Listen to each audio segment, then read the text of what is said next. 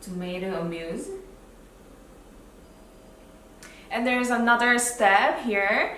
I'm gonna add a special wine sauce dressing on top of my appetizer here. Orange wine sauce here, 300 grams. Gonna add some Sotowhip here.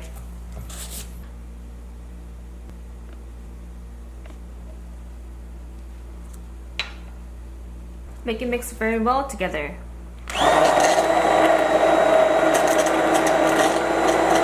Pour through the micro sieve here.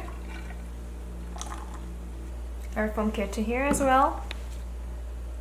Place a tip into the sauce.